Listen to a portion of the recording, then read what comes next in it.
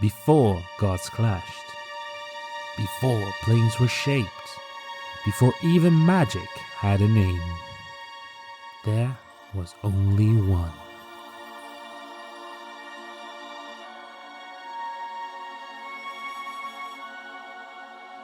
I am the voice of the realms, and this is Lore Untangled, a journey through the complete official Dungeons & Dragons mythos, told in chronological order. No dice, no players, just the unfolding story of the multiverse, from the first spark of existence to the battles that shape eternity. Settle in, traveler, the tale begins now.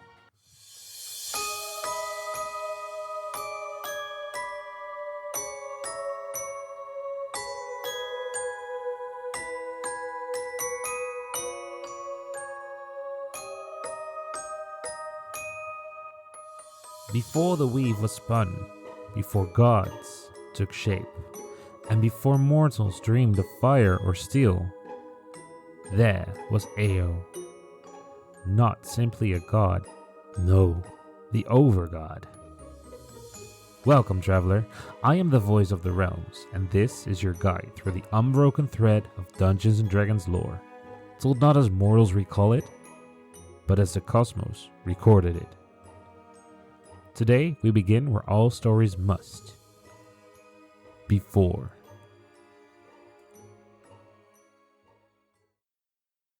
Ao is not a god in the way mortals understand that term. He has no domain in the heavens, no statues carved in his image, no priests chanting his name at dusk. He is known by a few titles: the Hidden One, the Watcher, the One who is hidden. But he is best understood by what he is, above. Above gods, above demons, celestials, primordials, all exist within Ao's law. He does not demand worship, he does not answer prayers, because he does not need to. For in the world of Toril and Abir, it is Ao who established the divine hierarchy, who wrote the rules by which gods may rise, fall, and fade. Ao's authority is supreme, unchallengeable within his domain. He created the tablets of fate, inscribing upon them the duties and boundaries of each god. Law and chaos. Life and death. These all exist because Ao allows them to. When the balance tips, when arrogance clouds the divine, he intervenes. And when he does, no force, mortal or divine, can resist. In the grand scale of existence, even the most powerful deities, Mistra, Bane, Lolth, are but pieces on his board. Yet for all his might, Ao's reach is not infinite. He governs only the world of Aber Toril and its crystal sphere. He has no known power beyond it, and he is not alone. Then came the primordials. From the raw elements of creation, the roaring flame, the crashing waves, shifting stone and endless sky, rose the primordials. Beings of pure elemental power, born not from Ao's hand, but from the forces he set in motion. They had no worshippers, no temples. Their desire was simple: shape the world to their chaotic will. Among them were beings like Akari, the Queen of Air, Grombar, the Lord of Earth, Istishia, Kossuth, and others whose names are long forgotten. These were not gods, but they were gods to come. They claimed dominion over the raw stuff of existence, molding mountains, filling seas, and raising storms. Then from the echoes of thought, purpose, and belief, the gods were born, not as accidents, but as necessary balance to the elemental chaos. Where primordials embodied destruction and nature's wild fury, the gods embodied order, ideals, and mortal ambition. Selune, goddess of the moon and light, was among the first. Her sister Shar, the goddess of darkness, rose in response. Their conflict, light against dark, would ignite the first war in the heavens and give birth to Mistra, goddess of magic. Ao did not intervene. He watched. And perhaps this was his plan all along. The truth is, even the gods do not know where Ao came from. Did he spring into existence from a higher force, or was he forged by something even greater? Or has he always been eternal and unchanging? These are questions not even Mistra, the goddess of magic, or Ogma, the god of knowledge, can answer. And Ao? He does not care to explain.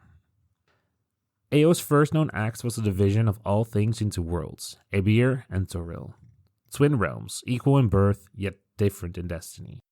He set them spinning through the void, bound by cosmic law none could disobey. It was here that Ao's most powerful tools were brought into being. The tablets of fate, inscribed with the divine laws of existence. These tablets did not just define the gods, they limited them. The tablets of fate recorded the divine order, the names of all the gods, their portfolios or what they ruled, and their place in the celestial hierarchy. Bound to them was the law of balance imposed by Ao. No god, no matter how mighty, could act entirely outside the role etched upon those shifting, glowing runes. In 1358, the tablets were stolen by Bane, the god of tyranny, and Merkel, the god of death, who sought to alter the divine order in their favor. Ao responded with fury. He cast every god from the heavens, stripping them of their true forms and forcing them to walk the world as mortals. Chaos reigned. Magic faltered. Gods died. Mortals ascended. This cataclysm became known as a time of troubles. Only when the tablets were returned did Ao restore the gods to their defined realms. Then, in a moment, no less earth-shaking, he shattered the tablets himself. Their destruction ended the old divine order and ushered in a new age, the era of upheaval. And from that moment on, divinity itself was no longer a birthright, but a burden of balance. Centuries later, Ao intervened again. In the wake of divine chaos, the world of Toril was shaken yet again by a catastrophe of cosmic proportions, called the Spell Plague. This was triggered by the death of goddess Mistra, a magical disaster that erupted in 1385 DR, resulting in a widespread chaos across the multiverse. It was caused because Mistra was assassinated by Cyric with assistance from Shar. Her death caused the collapse of the Weave, the magical framework underlying all arcane spellcasting. Without the Weave to mediate magical energy, raw magic surged uncontrollably, tearing through reality in waves known as blue fire.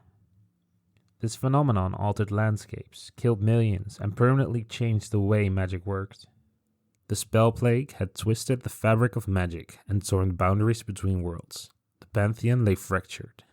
In 1482 DR, Ao began the Second Sundering, a reshaping of reality to restore what had been lost.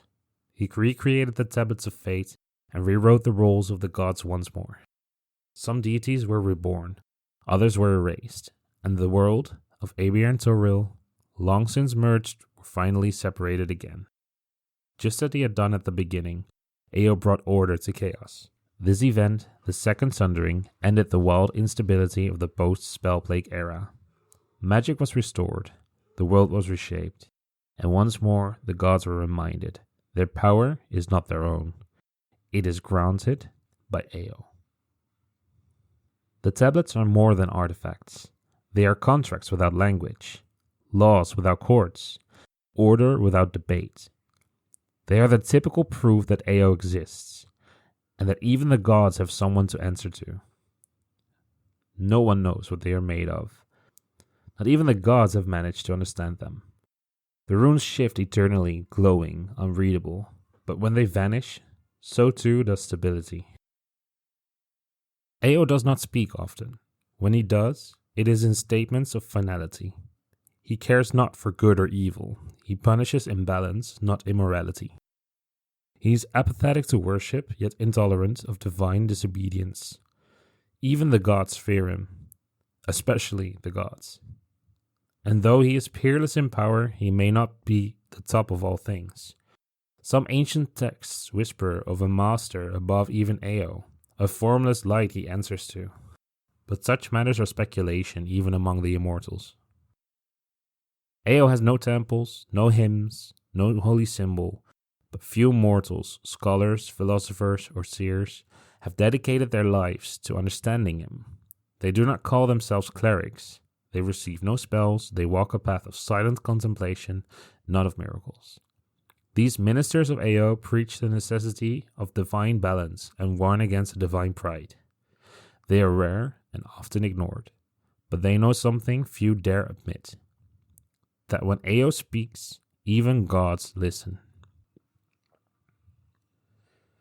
Despite his role as the creator, or at least the arranger of all things, Ao does not take credit.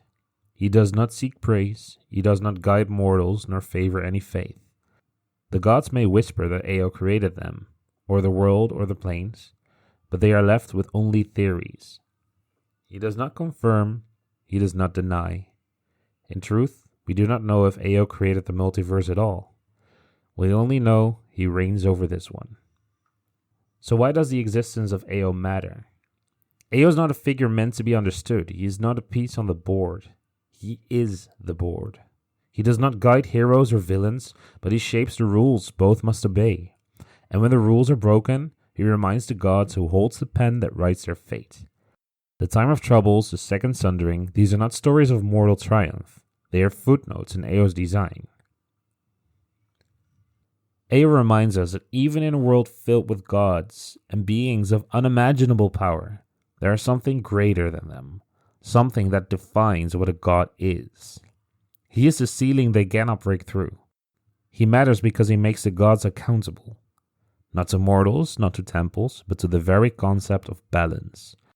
Without Ao, gods would run unchecked.